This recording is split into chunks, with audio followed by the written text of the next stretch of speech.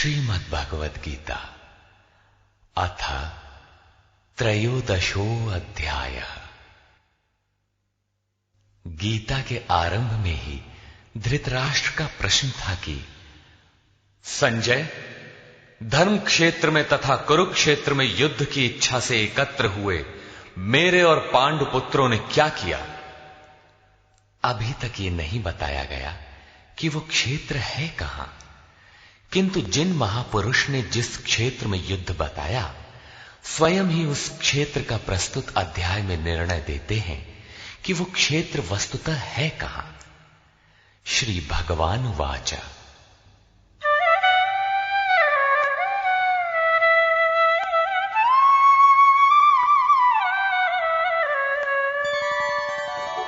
इदं शरीरं कौन्तेय क्षेत्रमित्यभिधीयते, एतद्यो वेत्ति तं प्राहुः क्षेत्रज्ञ इति तद्विदः।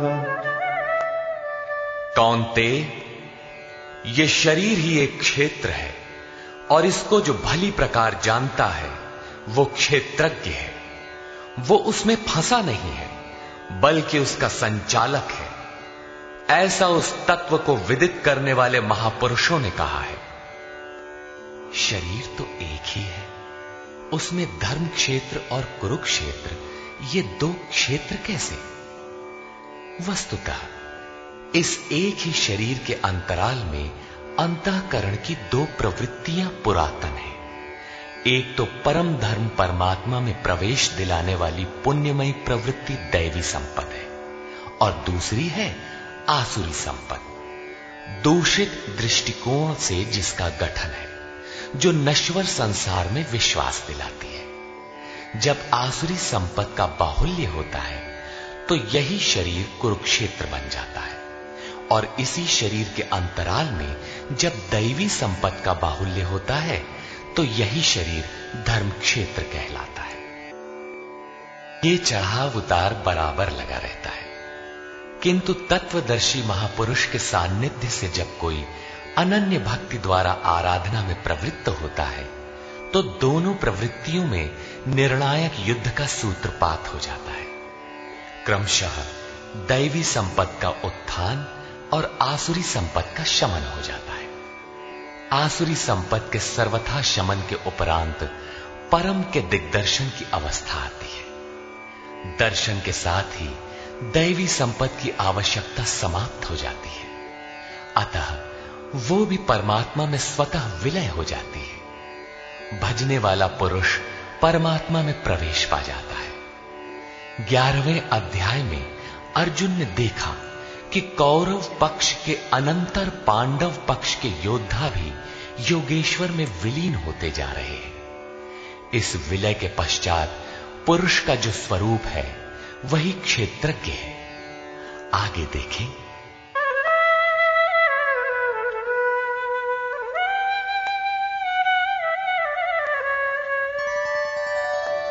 क्षेत्रज्ञं चापि मां विद्धि सर्वक्षेत्रेषु भारत, क्षेत्रक्षेत्रज्ञयोर्ज्ञानं यत्तज्ज्ञानं मतं मम।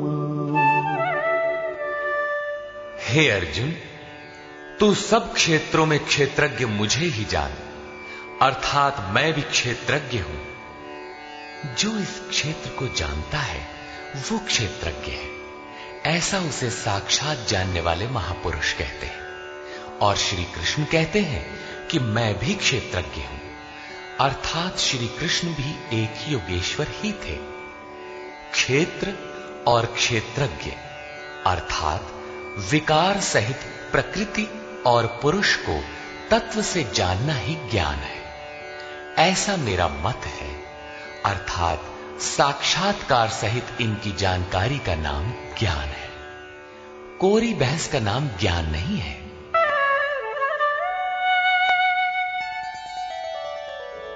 तत्क्षेत्रं यच्च यादृक् च यद्विकारी यतश्च यत् स च यो यत्प्रभावश्च तत्समासेन मे शृणु। वो क्षेत्र जैसा है और जिन विकारों वाला है तथा जिस कारण से हुआ है, तथा वो क्षेत्रज्ञ भी जो है और जिस प्रभाव वाला है, वो सब मुझसे संक्षेप में सुन। अर्थात क्षेत्र विकार वाला है, किसी कारण से हुआ है, जबकि क्षेत्रज्ञ केवल प्रभाव वाला है। मैं ही कहता हूं, ऐसी बात नहीं है, ऋषि भी कहते हैं। ऋषिभिर्बहुधा गीतम् छन्दोभिर्विविधैः पृथक् ब्रह्मसूत्रपदैश्चैव हेतुमद्भिर्विनिश्चितैः। ये क्षेत्र और क्षेत्रज्ञ का तत्व ऋषियों द्वारा बहुत प्रकार से गायन किया गया है तथा नाना प्रकार से वेदों की मंत्रणा द्वारा विभाजित करके भी कहा गया है तथा विशेष रूप से निश्चित किए हुए युक्ति युक्त ब्रह्म सूत्र के वाक्यों द्वारा भी वही कहा गया है। अर्थात वेदांत, महर्षि, ब्रह्म सूत्र और हम एक ही बात कहने जा रहे हैं। श्री कृष्ण वही कहते हैं जो इन सब ने कहा है। क्या शरीर अर्थात क्षेत्र इतना ही है जितना दिखाई देता है? इस पर कहते हैं,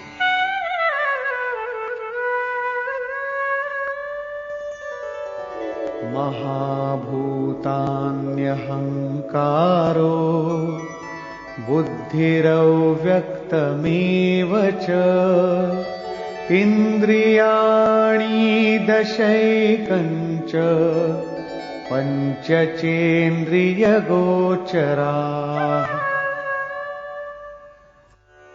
अर्जुन, पंच महाभूत अर्थात क्षिति, जल, पावक, गगन, समीर, अहंकार, बुद्धि और चित्त। चित्त का नाम न लेकर उसे अव्यक्त परा प्रकृति कहा गया, अर्थात मूल प्रकृति पर प्रकाश डाला गया है, जिसमें परा प्रकृति भी सम्मिलित है। उपर्युक्त आठों अष्टधा मूल प्रकृति है तथा 10 इंद्रियां आंख, नाक, कान, त्वचा, जिह्वा, रसना, हाथ, पैर, उपस्थ तथा गुदा। एक मन और 5 इंद्रियों के विषय रूप, रस, गंध, शब्द और स्पर्श तथा इच्छा, द्वेषः, सुखं दुःखं, संघातश्चेतना, धृतिः, एतत् क्षेत्रं समासेन सविकारमुदाहृतम्। इच्छा, द्वेष, सुख दुख और सबका समूह स्थूल देह का ये पिंड, चेतना और धैर्य, इस प्रकार ये क्षेत्र विकारों सहित संक्षेप से कहा गया। संक्षेप में यही क्षेत्र का स्वरूप है जिसमें बोया हुआ भला और बुरा बीज संस्कारों के रूप में उगता है। शरीर ही क्षेत्र है। शरीर में गारा मसाला किस वस्तु का है? तो यही 5 तत्व, 10 इंद्रियां, एक मन इत्यादि जैसा लक्षण ऊपर गिनाया गया है। इन सब का सामूहिक संघात पिंड शरीर है। जब तक ये विकार रहेंगे तब तक ये पिंड भी विद्यमान रहेंगे, इसलिए कि ये विकारों से बना है। अब उस क्षेत्रज्ञ का स्वरूप देखें जो इस क्षेत्र में लिप्त नहीं बल्कि उससे निवृत्त है।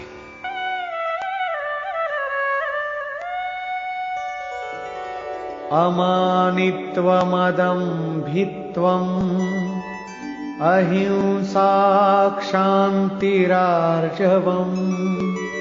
आचार्योपासनं शौचम् स्थैर्यमात्मविनिग्रह।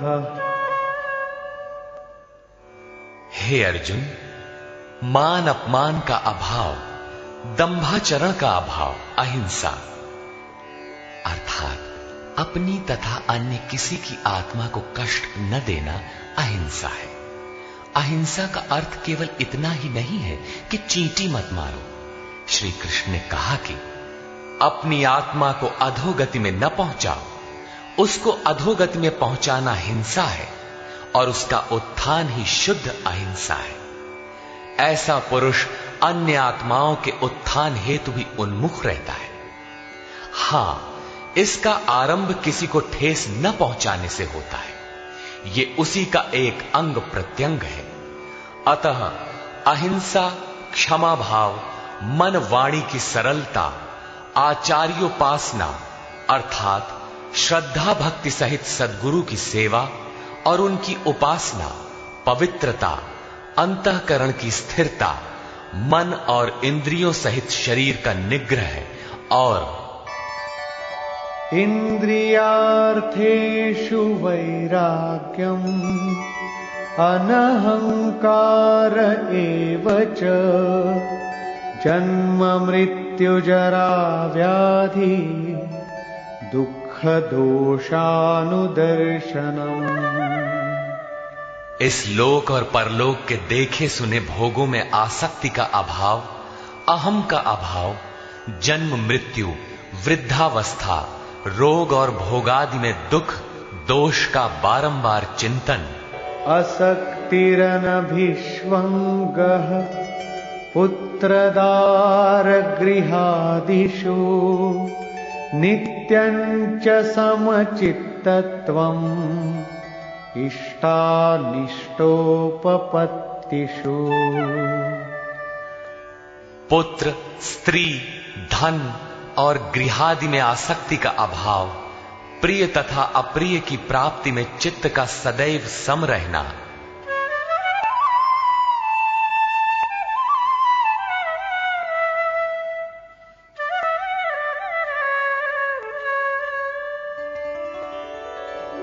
मयि चानन्ययोगेन भक्तिरव्यभिचारिणी विविक्तदेशसेवित्वम् अरतिर्जन संसदी।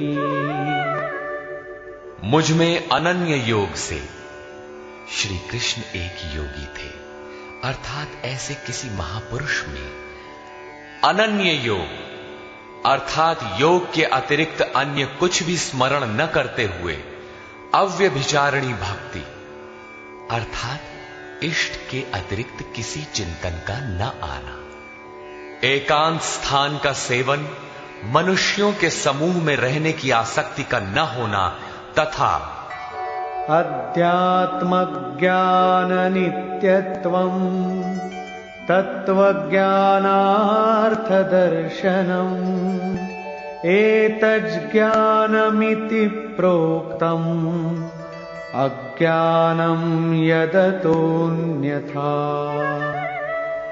आत्मा के आधिपत्य वाले ज्ञान में एक रस स्थिति और तत्व ज्ञान के अर्थ स्वरूप परमात्मा का साक्षात्कार, ये सब तो ज्ञान है और इससे जो विपरीत है वो सब अज्ञान है। ऐसा कहा गया है। उस परम तत्व परमात्मा के साक्षात्कार के साथ मिलने वाली जानकारी का नाम ज्ञान है। अध्याय 4 में उन्होंने कहा कि यज्ञ की पूर्ति में यज्ञ जिसे शेष छोड़ता है, उस ज्ञानामृत का पान करने वाला सनातन ब्रह्म में प्रवेश पा जाता है। अतः ब्रह्म के साक्षात्कार के साथ मिलने वाली जानकारी ज्ञान है। यहां भी वही कहते हैं कि तत्व स्वरूप परमात्मा के साक्षात्कार का नाम ज्ञान है। इसके विपरीत सब अज्ञान है। अमानित्व इत्यादि उपर्युक्त लक्षण इस ज्ञान के पूरक हैं। ये प्रश्न पूरा हुआ।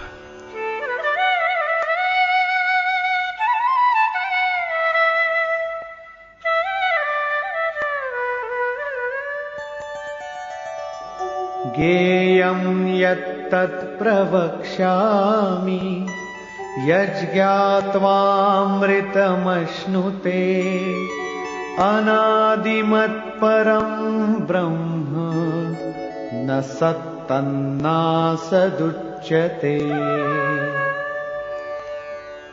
अर्जुन, जो जानने योग्य है तथा जिसे जानकर मरण धर्मा मनुष्य अमृत तत्व को प्राप्त होता है, उसे अच्छी प्रकार कहूंगा।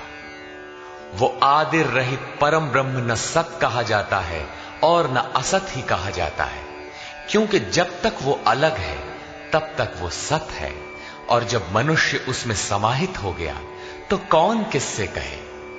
एक ही रह जाता है, दूसरे का भान नहीं। ऐसी स्थिति से वो ब्रह्म न सत है न असत है, बल्कि जो स्वयं सहज है वही है।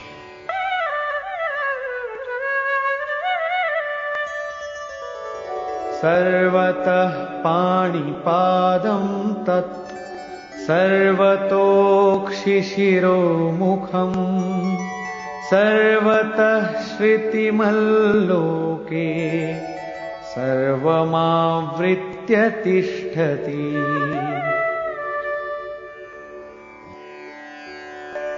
वो ब्रह्म सब ओर से हाथ पैर वाला, सब ओर से नेत्र सिर और मुख वाला तथा सब ओर से श्रोत्र वाला है, सुनने वाला है, क्योंकि वो संसार में सबको व्याप्त करके स्थित है।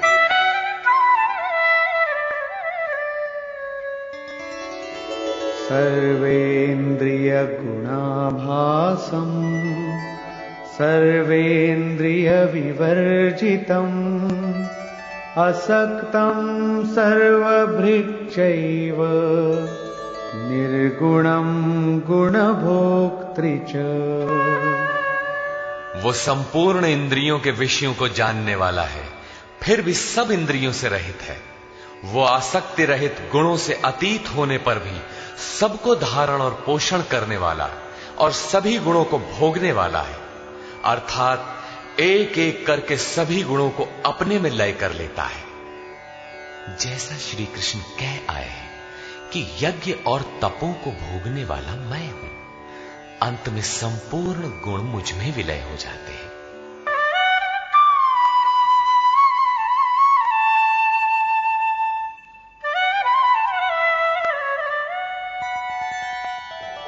बहिरन्तश्च भूतानाम् अचरं चरमेव च सूक्ष्मत्वात् तदविज्ञेयम् दूरस्थं चान्तिके च तत्।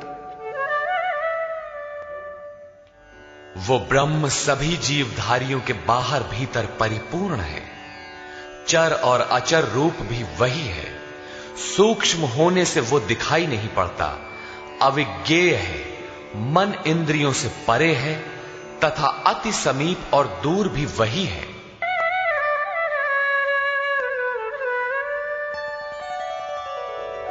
अविभक्तं च भूतेषु विभक्तमिव च स्थितं भूतभर्तृ च तज्ज्ञेयम् ग्रसिष्णु प्रभविष्णु च। अविभाज्य होकर भी वो संपूर्ण चराचर भूतों में अलग अलग के सदृश प्रतीत होता है। वो जानने योग्य परमात्मा समस्त भूतों को उत्पन्न करने वाला, भरण और पोषण करने वाला और अंत में संहार करने वाला है। यहां बाह्य और आंतरिक दोनों भावों की ओर संकेत किया गया है। जैसे बाहर जन्म और भीतर जागृति, बाहर पालन और भीतर योग क्षेम का निर्वाह, बाहर शरीर का परिवर्तन और भीतर सर्वस्व का विलय, अर्थात भूतों की उत्पत्ति के कारणों का लय और उस लय के साथ ही अपने स्वरूप को प्राप्त हो जाता है। ये सब उसी ब्रह्म के लक्षण है। ज्योतिषामपि तज्ज्योतिः तमसः परमुच्यते ज्ञानं ज्ञेयं ज्ञानगम्यं हृदि सर्वस्य विष्ठितम्। वो ज्ञेय ब्रह्म ज्योतियों का भी ज्योति है, तम से अति परे कहा जाता है। वो पूर्ण ज्ञान स्वरूप है, पूर्ण ज्ञाता है, जानने योग्य है और ज्ञान द्वारा ही प्राप्त होने वाला है। साक्षात्कार के साथ मिलने वाली जानकारी का नाम ज्ञान है। ऐसी जानकारी द्वारा ही उस ब्रह्म का प्राप्त होना संभव है। वो सबके हृदय में स्थित है, उसका निवास स्थान हृदय है, अन्यत्र ढूंढने पर वो नहीं मिलेगा। अतः हृदय में ध्यान तथा योगाचरण द्वारा ही उस ब्रह्म की प्राप्ति का विधान है। इति क्षेत्रं तथा ज्ञानम् ज्ञेयं चोक्तं समासतः मद्भक्त एतद्विज्ञाय मद्भावायोपपद्यते। हे अर्जुन, बस इतना ही क्षेत्र ज्ञान तथा जानने योग्य परमात्मा का स्वरूप संक्षेप में कहा गया है। इसे जानकर मेरा भक्त मेरे साक्षात स्वरूप को प्राप्त होता है। अभी तक योगेश्वर श्री कृष्ण ने जिसे क्षेत्र कहा था उसी को प्रकृति और जिसे क्षेत्रज्ञ कहा था उसी को अब पुरुष शब्द से इंगित करते हैं। प्रकृतिं पुरुषं चैव विद्यनादि उभावपि विकारांश्च गुणांश्चैव विद्धि प्रकृति संभवान्। ये प्रकृति और पुरुष दोनों ही अनादि जान, ऐसा संपूर्ण विकार तथा त्रिगुण प्रकृति से ही उत्पन्न हुए जान। कार्यकरण कर्तृत्वे हेतुः प्रकृतिरुच्यते पुरुषः सुख दुःखानां भोक्तृत्वे हेतुरुच्यते। कार्य और करण अर्थात जिसके द्वारा कार्य किए जाते हैं, विवेक वैराग्य इत्यादि, तथा अशुभ कार्य होने में काम क्रोध इत्यादि कारण है। उनको उत्पन्न करने में हेतु प्रकृति कही जाती है और ये पुरुष सुख दुखों को भोगने में कारण कहा जाता है। प्रश्न उठता है कि क्या वो भोगता ही रहेगा या इससे कभी छुटकारा भी मिलेगा? जब प्रकृति पुरुष दोनों ही अनादि है तब कोई उनसे छूटेगा कैसे? इस पर कहते हैं, पुरुषः प्रकृतिस्थो हि भुङ्क्ते प्रकृतिजान् गुणान् कारणं गुणसङ्गोऽस्य सदसद्यो निजन्मसु।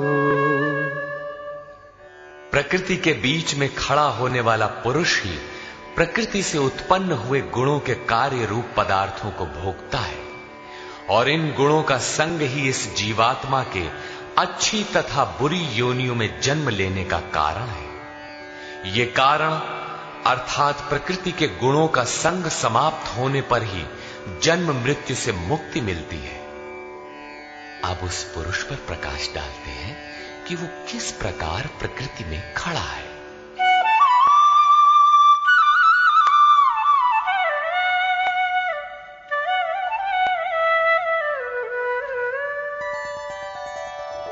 उपद्रष्टानुमन्ता च भर्ता भोक्ता महेश्वरः परमात्मेति चाप्युक्तो देहेऽस्मिन् पुरुषः परः। वो पुरुष उपद्रष्टा, हृदय देश में बहुत ही समीप, हाथ पांव मन जितना आपके समीप है उससे भी अधिक समीप दृष्टा के रूप में स्थित है। उसके प्रकाश में आप भला करें बुरा करें, उसे कोई प्रयोजन नहीं है। वो साक्षी के रूप में खड़ा है। साधना का सही क्रम पकड़ में आने पर पथिक कुछ ऊपर उठा, उसकी ओर बढ़ा तो दृष्टा पुरुष का क्रम बदल जाता है। वो अनुमंता अनुमति प्रदान करने लगता है, अनुभव देने लगता है। साधना द्वारा और समीप पहुंचने पर वही पुरुष भर्ता बनकर भरण पोषण करने लगता है, जिसमें आपके योगक्षेम की भी व्यवस्था कर देता है। साधना और सूक्ष्म होने पर वही भोक्ता हो जाता है।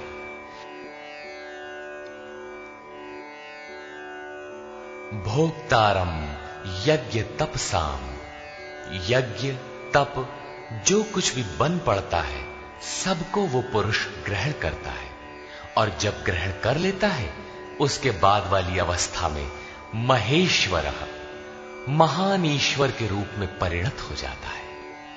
वो प्रकृति का स्वामी बन जाता है, किंतु अभी कहीं प्रकृति जीवित है, तभी उसका मालिक है। इससे भी उन्नत अवस्था में वही पुरुष परमात्मेति चापयुक्तो, जब परम से संयुक्त हो जाता है तब परमात्मा कहलाता है। इस प्रकार शरीर में रहते हुए भी ये पुरुष अर्थात आत्मा परह ही है, सर्वथा इस प्रकृति से परे ही है। अंतर इतना ही है कि आरंभ में ये दृष्टा के रूप में था, क्रमशः उत्थान होते होते परम का स्पर्श कर परमात्मा के रूप में परिणत हो जाता है।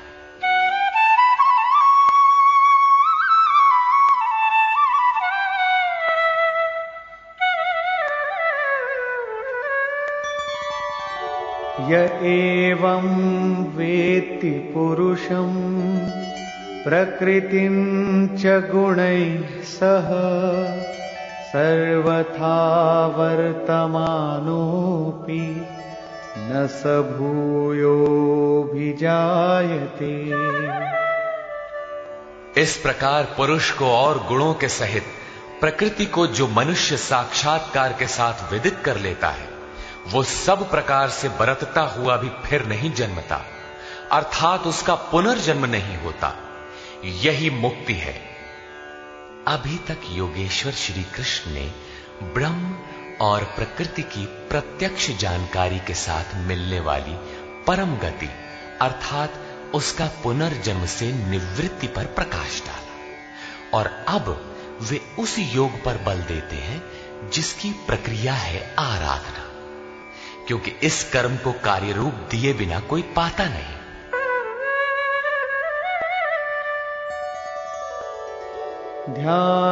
ध्यानेनात्मनि पश्यन्ति केचिदात्मानमात्मना अन्ये सांख्येन योगेन कर्मयोगेन चापरे।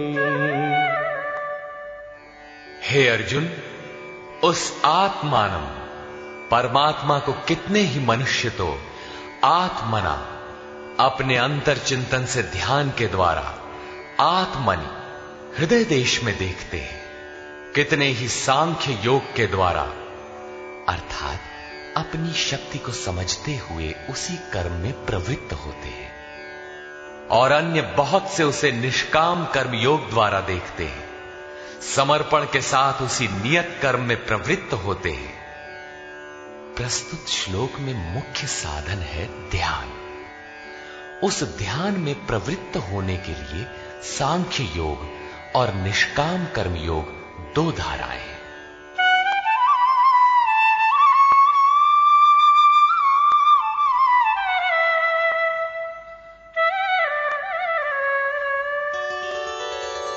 अन्ये त्वेवमजानन्तः श्रुत्वान्येभ्य उपासते तेऽपि चातितरन्त्येव मृत्युं श्रुतिपरायणाः।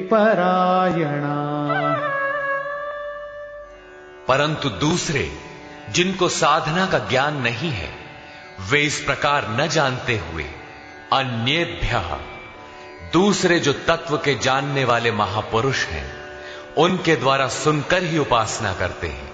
और वे सुनने के परायण हुए पुरुष भी मृत्यु रूपी संसार सागर से निसंदेह तर जाते हैं। अतः कुछ भी पार न लगे तो सत्संग करें।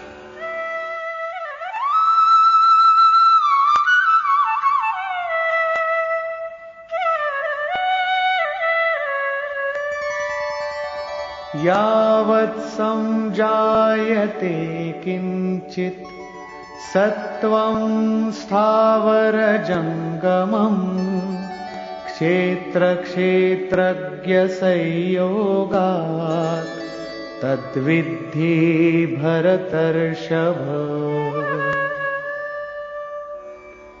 हे अर्जुन, यावन मात्र जो कुछ भी स्थावर जंगम वस्तुएं उत्पन्न होती हैं, उन संपूर्ण को तू क्षेत्र और क्षेत्रज्ञ के संयोग से ही उत्पन्न हुई जान।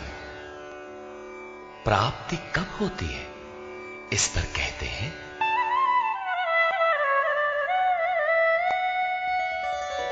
समं सर्वेषु भूतेषु तिष्ठन्तं परमेश्वरं विनश्यत्स्व विनश्यन्तं यः पश्यति स पश्यति।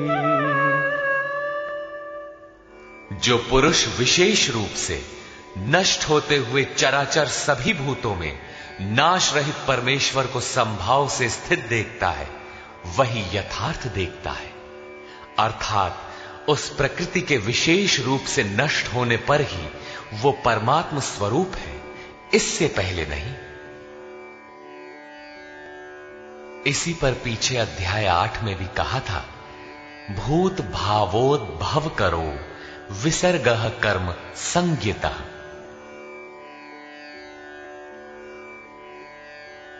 भूतों के वे भाव जो भले अथवा बुरे कुछ भी संस्कार संरचना करते हैं, उनका मिट जाना ही कर्मों की पराकाष्ठा है। उस समय कर्म पूर्ण है। वही यहां भी कहते हैं कि जो चराचर भूतों को नष्ट होते हुए और परमेश्वर को समभाव से स्थित देखता है, वही सही देखता है।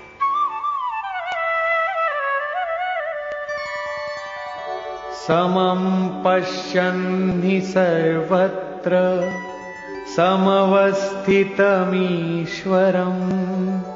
न हि नस्त्यात्मनात्मानं ततो याति परां गतिम्। क्योंकि वो पुरुष सर्वत्र समभाव से स्थित परमेश्वर को समान अर्थात जैसा है वैसा ही समान देखता हुआ अपने द्वारा स्वयं को नष्ट नहीं करता, क्योंकि जैसा था वैसा उसने देखा, इसलिए वो परम गति को प्राप्त होता है। प्राप्ति वाले पुरुष के लक्षण बताते हैं।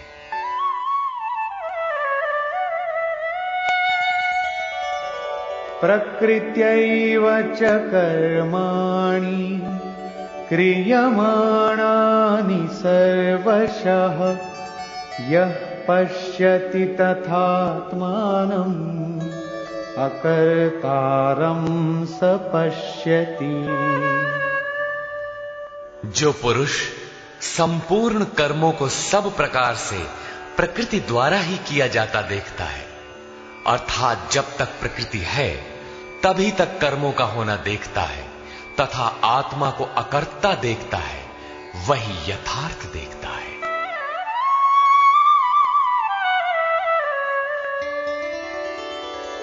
यदा भूत पृथग् भावम् एकस्थमनुपश्यति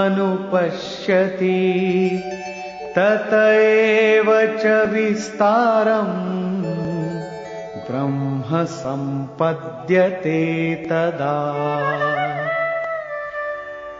जिस काल में मनुष्य भूतों के न्यारे न्यारे भावों में एक परमात्मा को प्रवाहित स्थित देखता है तथा उस परमात्मा से ही संपूर्ण भूतों का विस्तार देखता है, उस समय वो ब्रह्म को प्राप्त होता है। जिस क्षण ये अवस्था आ गई, उसी क्षण वो ब्रह्म को प्राप्त होता है। ये लक्षण भी स्थित प्रज्ञ महापुरुष का ही है।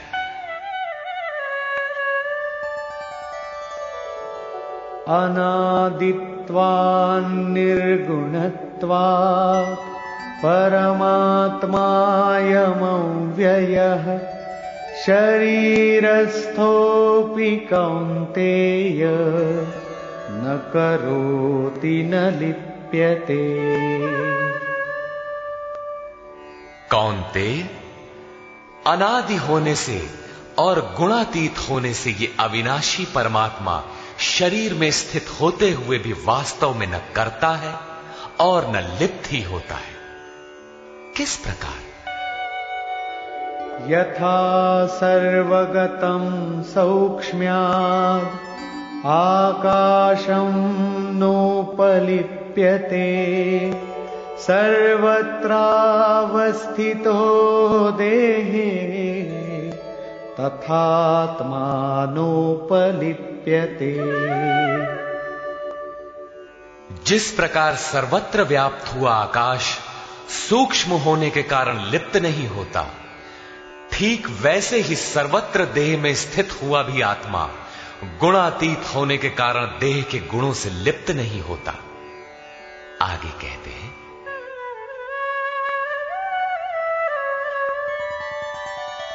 यथा प्रकाशयत्येकः कृत्स्नं लोकमिमं रविः क्षेत्रं क्षेत्री तथा कृत्स्नं प्रकाशयति भारत। अर्जुन, जिस प्रकार एक ही सूर्य संपूर्ण ब्रह्मांड को प्रकाशित करता है, उसी प्रकार एक ही आत्मा संपूर्ण क्षेत्र को प्रकाशित करता है। अंत में निर्णय देते हैं, क्षेत्र क्षेत्रज्ञयोरेवम् अंतरं ज्ञान चक्षुषा भूत प्रकृति मोक्षं च ये विदुर्यान्ति ते परम्। इस प्रकार क्षेत्र और क्षेत्रज्ञ के भेद को तथा विकार सहित प्रकृति से छूटने के उपाय को जो ज्ञान रूपी नेत्र द्वारा देख लेते हैं, वे महात्मा जन पर ब्रह्म परमात्मा को प्राप्त होते हैं। अर्थात क्षेत्र क्षेत्रज्ञ को देखने की आंख ज्ञान है और ज्ञान साक्षात्कार का ही पर्याय है। निष्कर्ष, गीता के आरंभ में धर्म क्षेत्र कुरुक्षेत्र का नाम तो लिया गया, किंतु वो क्षेत्र वस्तुतः है कहां? वो स्थल बताना शेष था, जिसे स्वयं शास्त्रकार ने प्रस्तुत अध्याय में स्पष्ट किया कि कौन्तेय, ये शरीर ही एक क्षेत्र है। जो इसको जानता है वो क्षेत्रज्ञ है। शरीर जो क्षेत्र है, क्या इतना ही है जितना दिखाई देता है? इसके होने के पीछे जिनका बहुत बड़ा हाथ है, उन्हें गिनाते हुए बताया कि अष्टधा मूल प्रकृति, अव्यक्त प्रकृति, 10 इंद्रियां और मन, इंद्रियों के 5 विषय, आशा, तृष्णा और वासना, इस प्रकार इन विकारों का सामूहिक मिश्रण ये शरीर है। जब तक ये रहेंगे तब तक शरीर किसी न किसी रूप में रहेगा ही। यही क्षेत्र है जिसमें बोया भला बुरा बीज संस्कार रूप से उगता है। जो इसका पार पा लेता है वो क्षेत्रज्ञ है। क्षेत्रज्ञ का स्वरूप बताते हुए उन्होंने ईश्वरीय गुण धर्मों पर प्रकाश डाला और कहा कि क्षेत्रज्ञ इस क्षेत्र का प्रकाशक है। अतः ओम तत्सदिति श्रीमद्भगवद गीता सूपनिषत्सु ब्रह्म विद्यायाम योग शास्त्रे श्री कृष्णार्जुन संवादे क्षेत्र क्षेत्रज्ञ विभाग योगो नाम त्रयोदशोऽध्यायः। इस प्रकार स्वामी अड़गड़ानंद कृत श्रीमद् भगवद गीता के भाष्य यथार्थ गीता का 13वां अध्याय पूर्ण होता है। हरि ओम तत्सत।